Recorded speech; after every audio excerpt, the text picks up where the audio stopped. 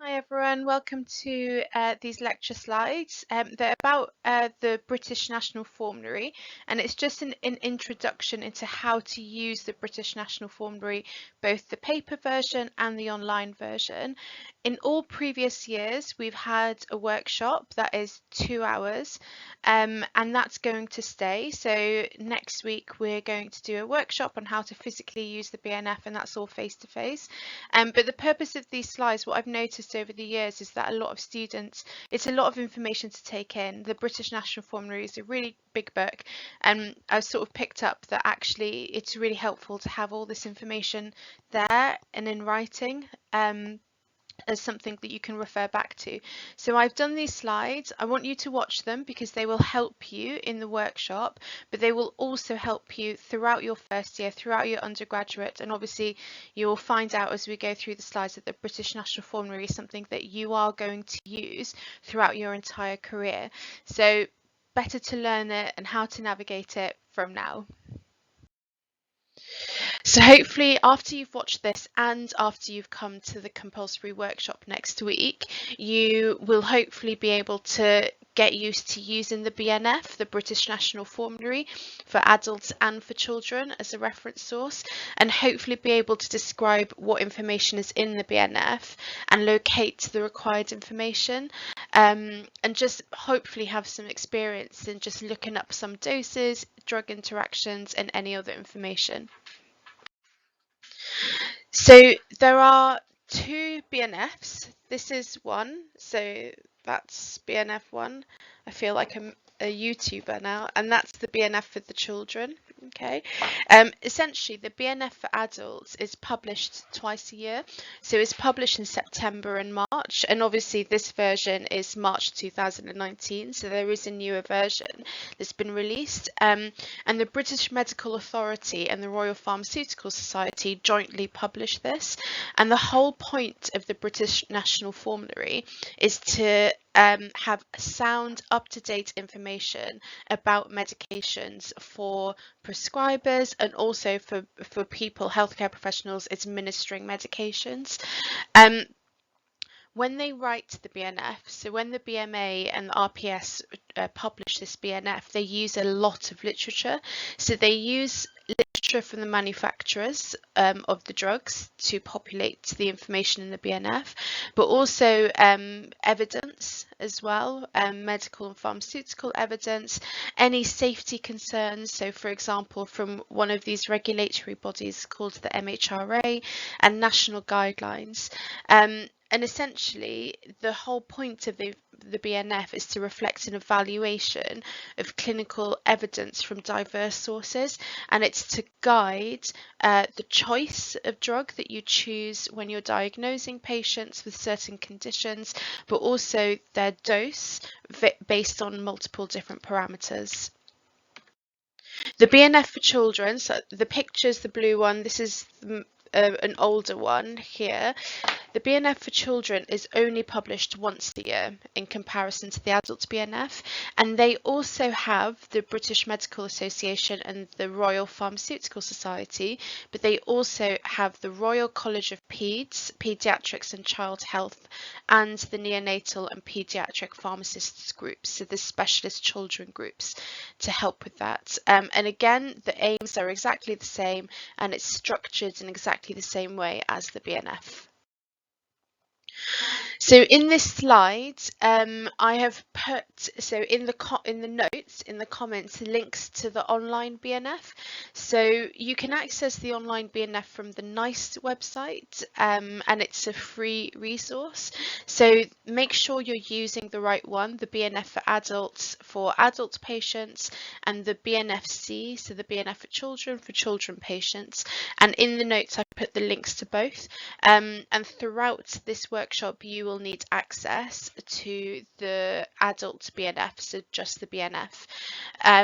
So I suppose it would be wise just to go back, click on the link and have this link ready, because within the slides I'll be getting you to use it. Right, how to use the BNF. Essentially, the BNF is quite a thick book. Can you see there's quite a lot of information in there? At the very beginning of this section, there's one section on how to use the BNF, for example.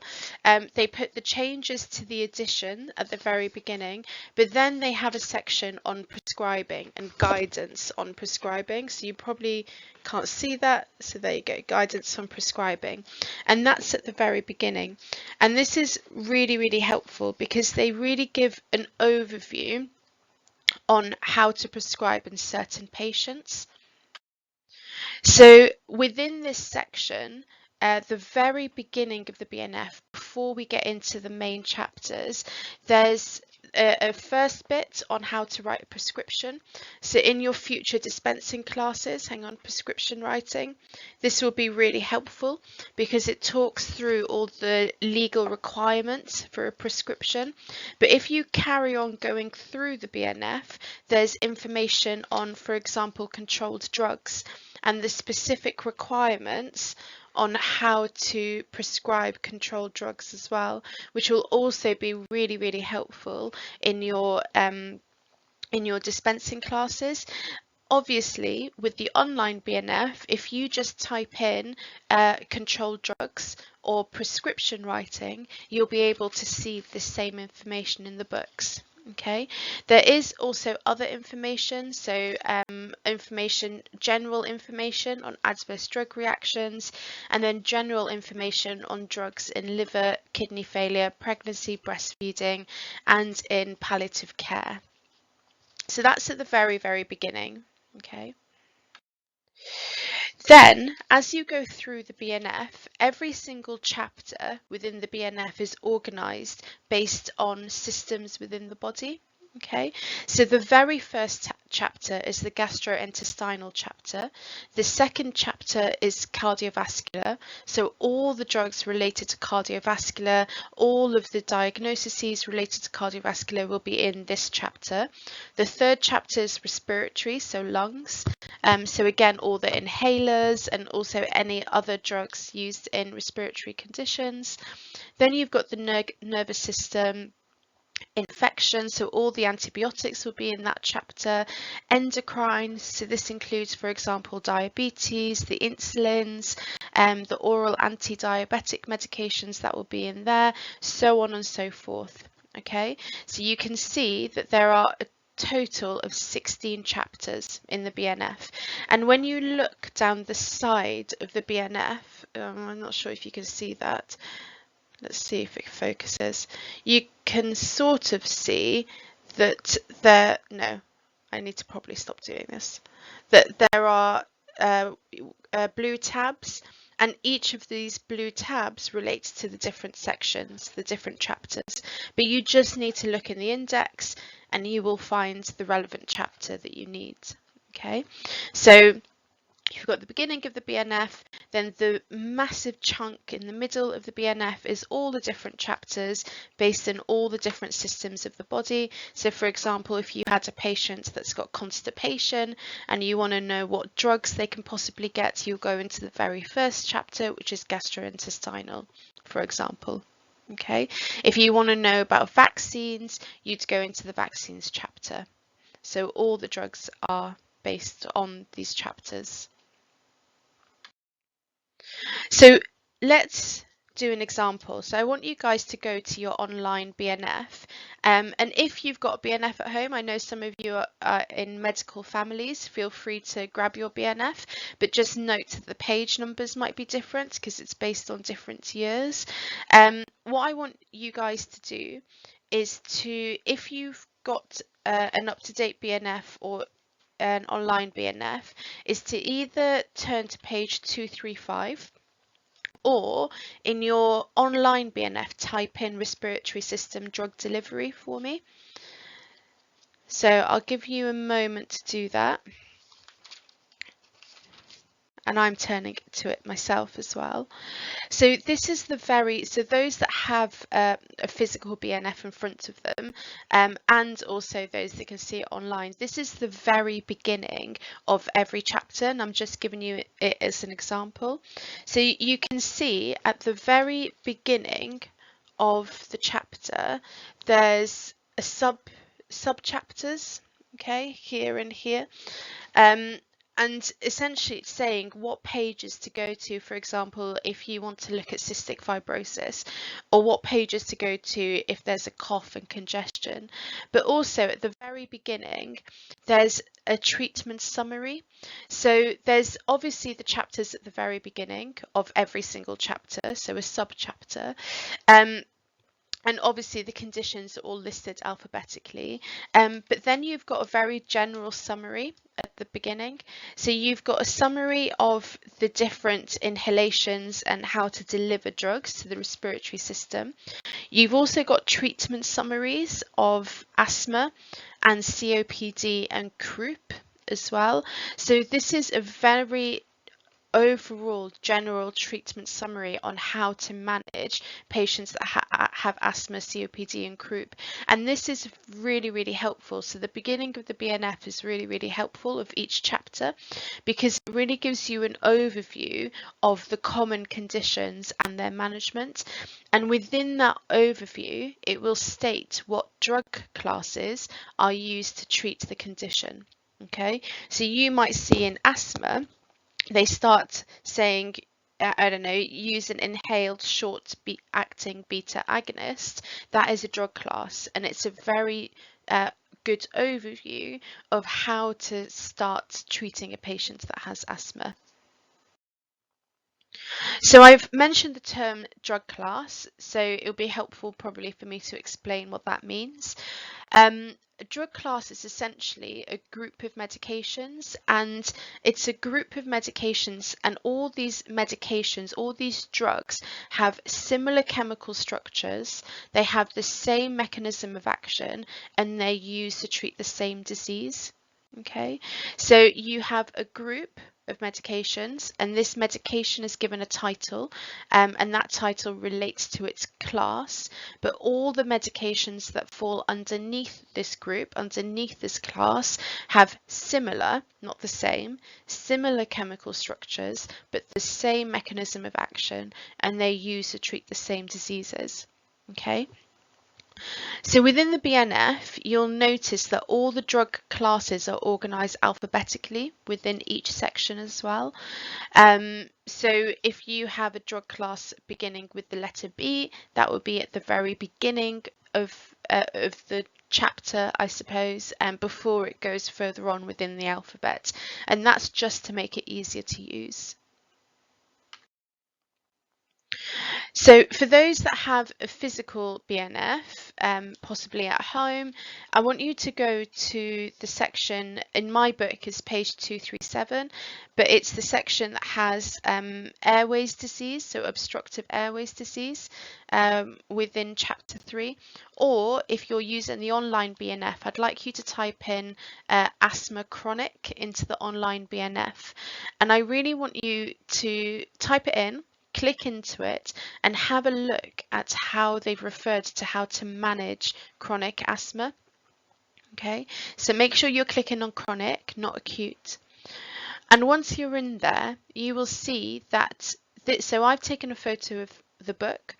The information in the book is the same as what you might find online. You can see that the information in this book is very much an overview on how to manage patients with chronic asthma.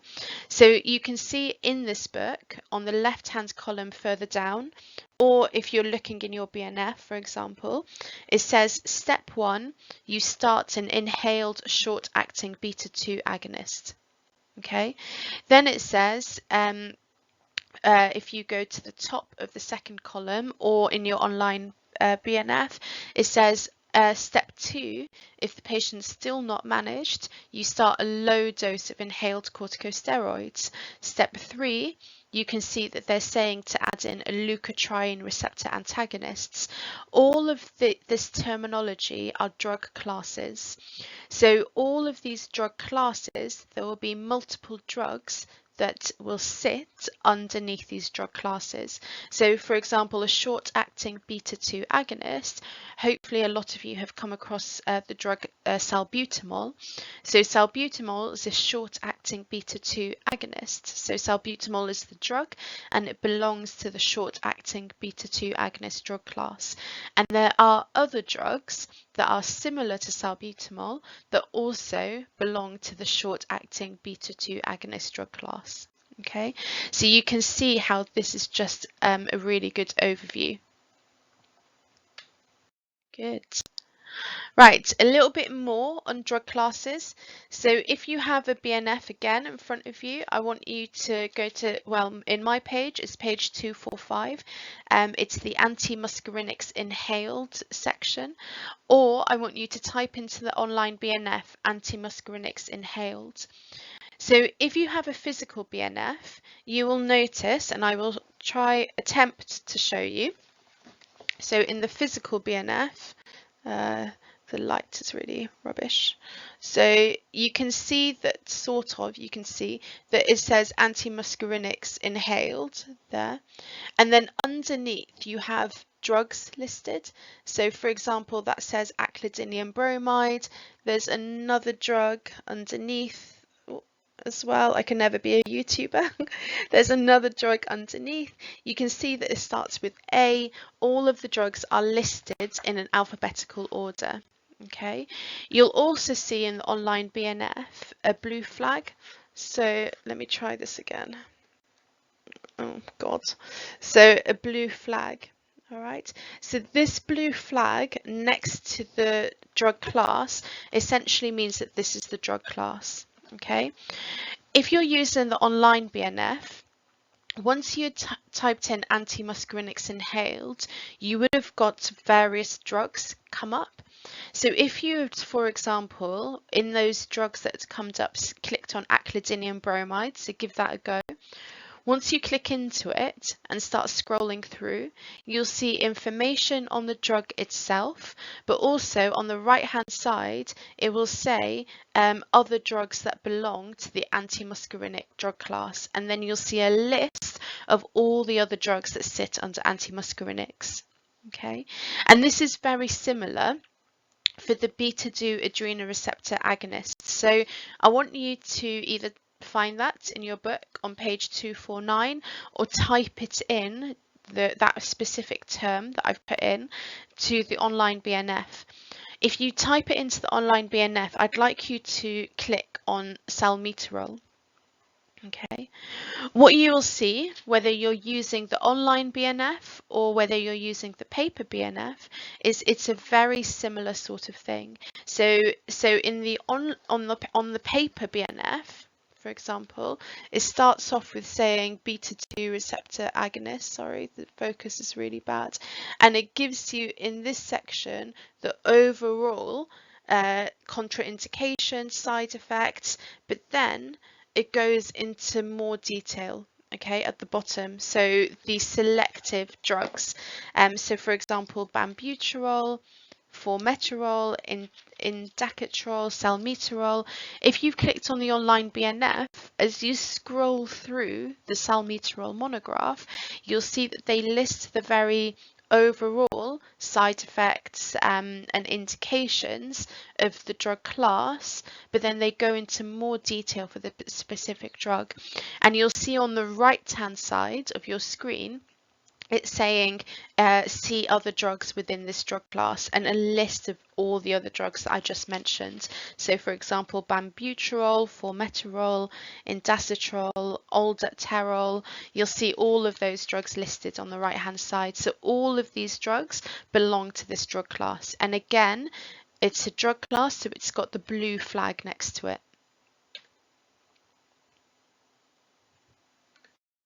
Okay. So I've taken a photo just to save me from trying to be a wannabe YouTuber for the beta 2 selective agonists. I've taken a photo of the book just to give you a better an idea.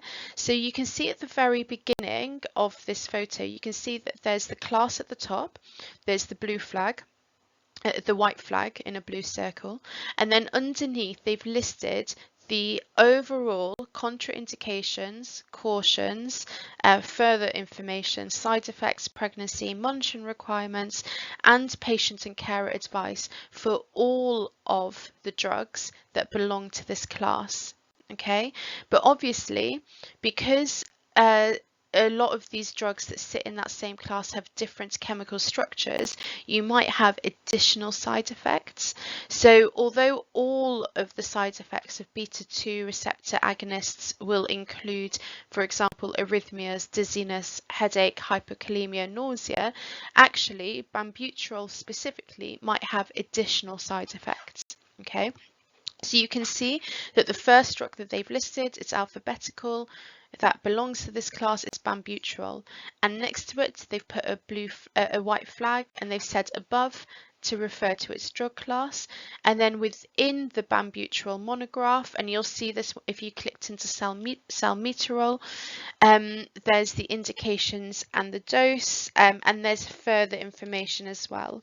Okay, so hopefully that's given you an idea of where you can find your general information in the BNF.